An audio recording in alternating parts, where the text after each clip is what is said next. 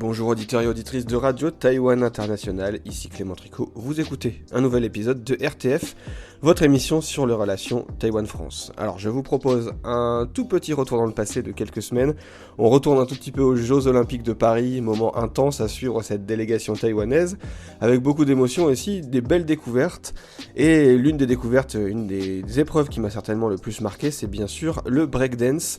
C'est la première fois qu'il y avait ce sport dans la compétition et donc dans les Jeux Olympiques. C'est à Paris qui a fait une place, d'ailleurs c'était assez iconique avec cette scène qui reprenait la forme d'un ghetto blaster, vous savez ces gros appareils qui étaient transportés il y a des dizaines d'années pour écouter de la musique et du hip-hop. Et bien là cette scène ça représentait un ghetto blaster et aussi un vinyle et les danseurs venaient s'affronter. Une chose que vous ne saviez peut-être pas, c'est que le président de la compétition aux Jeux Olympiques, eh bien il est taïwanais, il s'appelle Bo Jin et je vous propose qu'on fasse une interview avec lui aujourd'hui.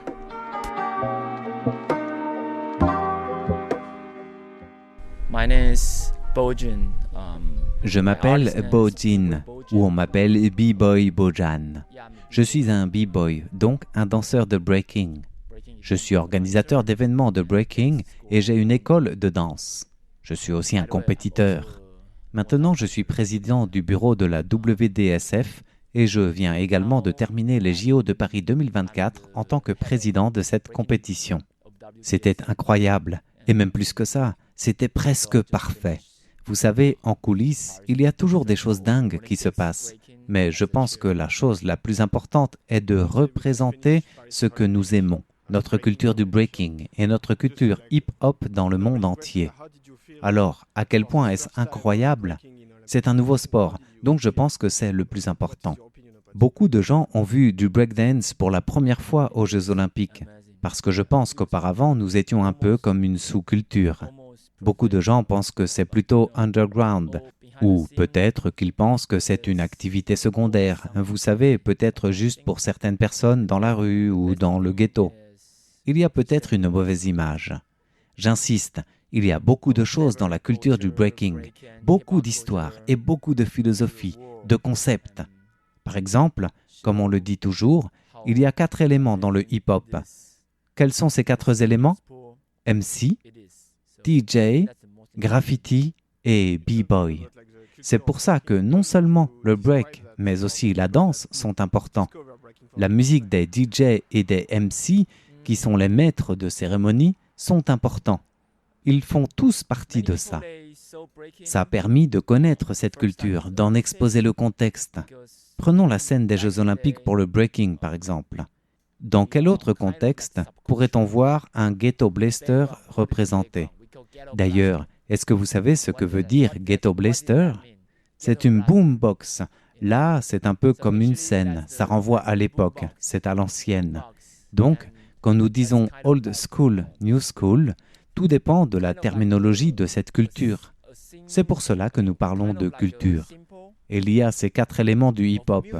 Par ailleurs, il y a aussi une autre chose importante. Nous parlons aussi beaucoup de paix, d'amour, d'unité et de s'amuser. Have fun. It's all about the terminology in this culture. So that's why we say culture. And there's hip-hop for elements. And also there's another important thing, we say peace, love, unity, and have fun. Est-ce que vous pouvez nous expliquer comment vous avez réussi à faire accepter le breakdance au comité international olympique pour l'inclure dans les Jeux Olympiques de Paris 2024 ? It was a very, very long story, Actually, I was not a guy who... C'est une très très longue histoire. Vous savez, en fait, je n'étais pas le gars qui soumettait ou disait au CIO « Eh, s'il vous plaît, faites entrer le breaking ». Je n'étais pas ce gars, mais j'étais le gars qui faisait confiance au processus et qui travaillait en coulisses. Nous avons aussi besoin de certaines personnes qui négocient à leur propre niveau. En gros, je suis un peu comme un général ou un guerrier. Je me bats toujours avec différents acteurs. C'est mon travail, mais je ne suis pas doué pour négocier.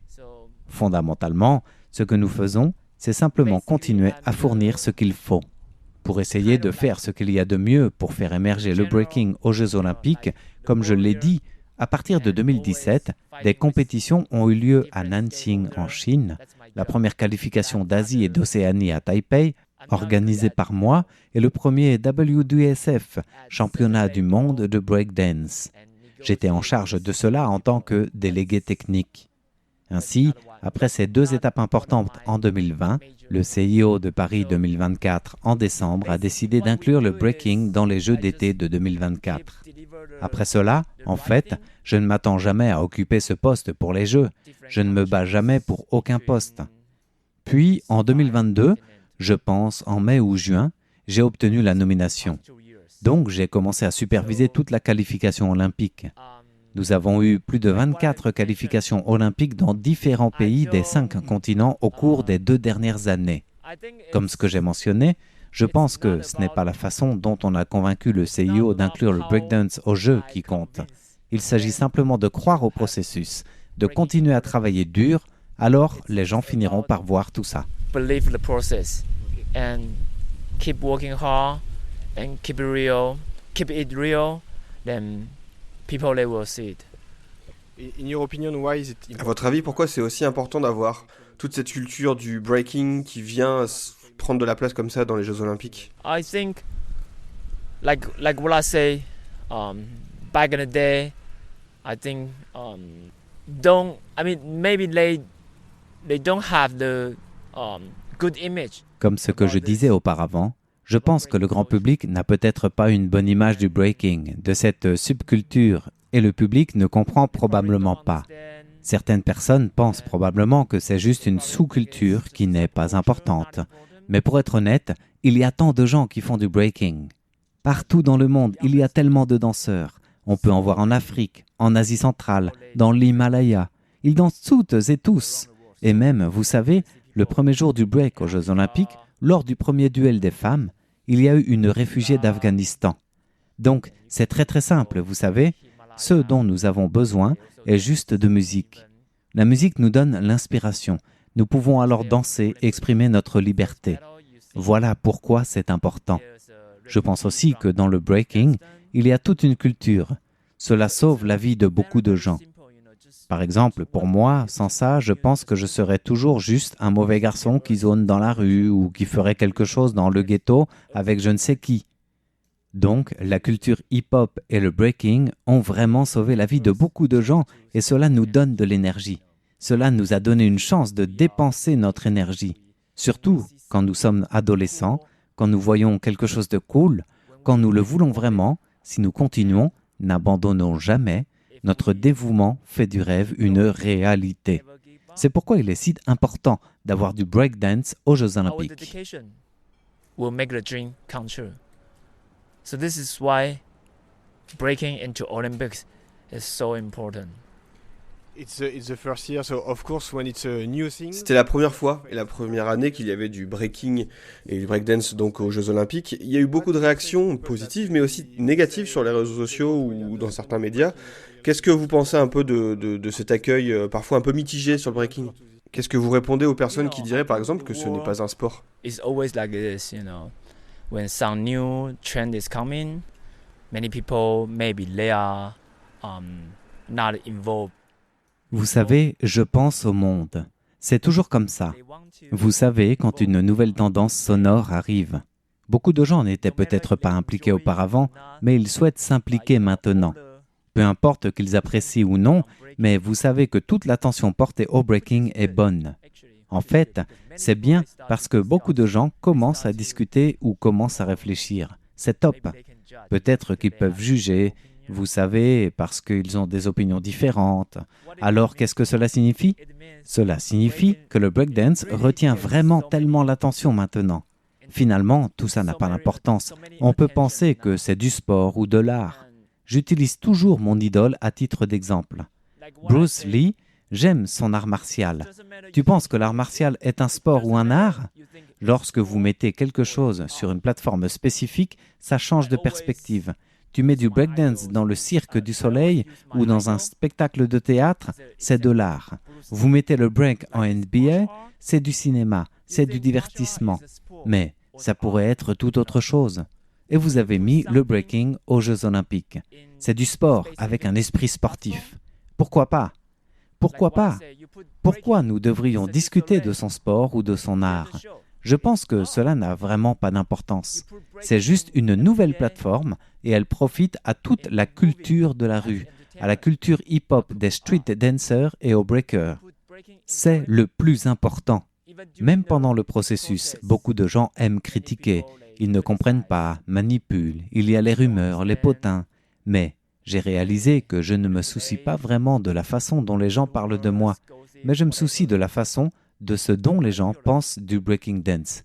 C'est tout. Actually, I don't really care how people they think about me, but I do care how people they think about breaking.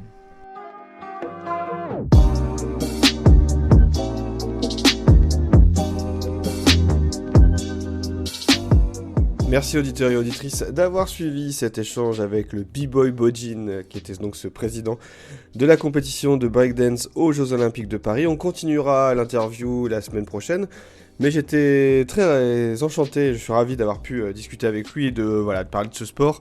Je suis parti clairement, je pense, de cette génération qui a grandi avec cet univers-là, cette culture-là. Même si j'en étais loin des États-Unis, ce genre de choses, et bien forcément en France on a tous connu dans les années 80-90 les influences du breaking, et donc de voir ça aux Jeux Olympiques, c'est quelque chose d'un peu touchant, je trouve.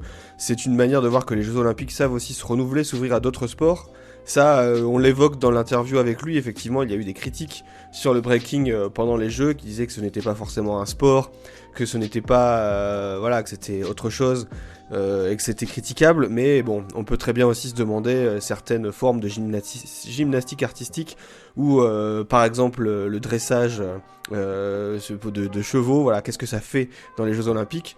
Le débat est ouvert, moi je pense qu'il y a de la place pour tout un tas de sports différents, et justement, peut-être que ça intéresse de nouveau d'autres formes de public aux Jeux Olympiques via ce genre de sport. Alors effectivement, il y a peut-être des choses qui méritent d'évoluer ou d'être mieux expliquées.